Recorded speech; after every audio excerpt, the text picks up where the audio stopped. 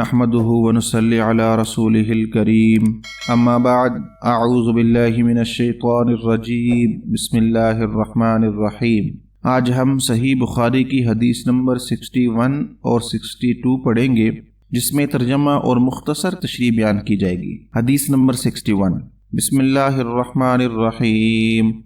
حدثنا قتیبہ حدثنا اسماعیل بن جعفر عن عبد اللہ بن دینار عن ابن عمر قال۔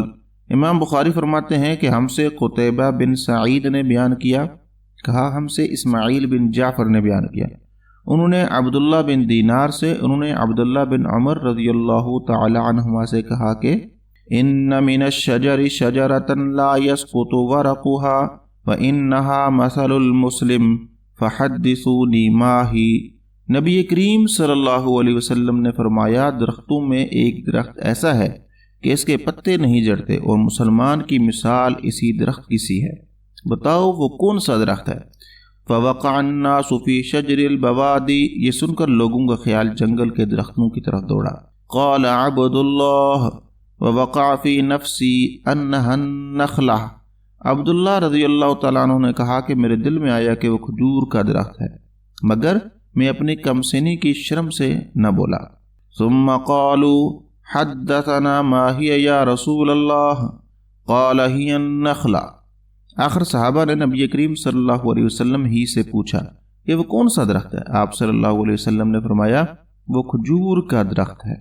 حدیث نمبر 62، حدثنا خالد بن مخلد حدثنا سلیمان حدثنا عبد اللہ بن دینار عن ابن عمر عن النبی صلی اللہ علیہ وسلم۔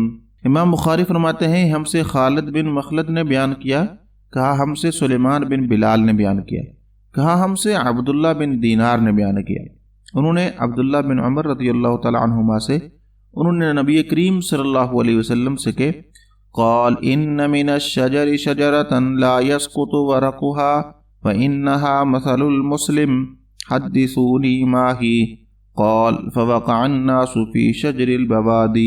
ایک مرتبہ آپ صلی اللہ علیہ وسلم نے فرمایا، درختوں میں سے ایک درخت ایسا ہے کہ اس کے پتے نہیں جھڑتے، اور مسلمان کی بھی یہی مثال ہے، بتلاؤ وہ کون سا درخت ہے؟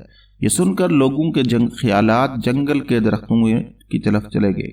قال عبد اللہ فوقع في نفسي انها النخلة فاستحييت ثم قالوا حدثنا ما هي یا رسول اللہ قال هي النخلہ، عبداللہ نے کہا کہ میرے دل میں آیا کہ بتلا دوں کہ وہ کھجور کا درخت ہے، لیکن وہاں بہت سے بزرگ موجود تھے، اس لیے مجھ کو شرم آئی۔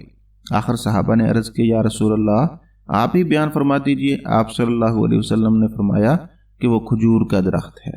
حدیث کا متن اور پس منظر، حضرت عبداللہ بن عمر رضی اللہ تعالی عنہما بیان کرتے ہیں کہ رسول اللہ صلی اللہ علیہ وسلم نے فرمایا، درختوں میں ایک ایسا درخت بھی ہے جو کبھی پت جھڑ نہیں ہوتا، اور مسلمان کو اس سے تشبیہ دی جا سکتی ہے، بتلاؤ وہ کون سا درخت ہے؟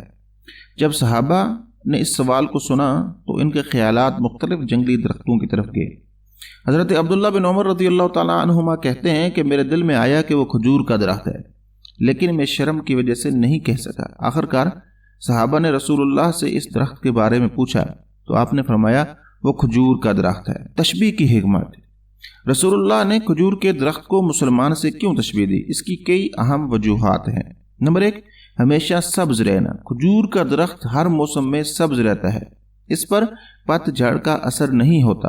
اسی طرح ایک مومن کے ایمان اور اس کی نیکیوں پر حالات کا اثر نہیں پڑتا، وہ ہمیشہ اللہ پر توکل اور عبادت میں ثابت قدم رہتا ہے۔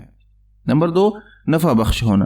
کھجور کا درخت انسانوں کے لیے بہت فائدہ مند ہے، اس کے پھل، لکڑی اور پتوں سے بے شمار فوائد حاصل کیے جاتے ہیں۔ اسی طرح ایک مومن بھی اپنے اعمال، اخلاق اور کردار سے معاشرے کے لیے فائدہ مند ہوتا ہے۔ نمبر 3، سخت حالات میں مضبوطی۔ کھجور کا درخت سخت ترین صحرائی حالات میں بھی زندہ رہتا ہے اور اپنے وجود کو قائم رکھتا ہے۔ ایک مومن بھی مشکلات اور آزمائشوں میں ثابت قدم رہتا ہے اور اللہ کی رضا پر راضی رہتا ہے۔ نمبر 4، سایہ دار۔ کھجور کا درخت دوسروں کو سایہ فراہم کرتا ہے، جیسے ایک مومن دوسرے کو سہارا دیتا ہے، ان کے مسائل حل کرنے کی کوشش کرتا ہے اور ان کے لیے سکون کا ذریعہ بنتا ہے۔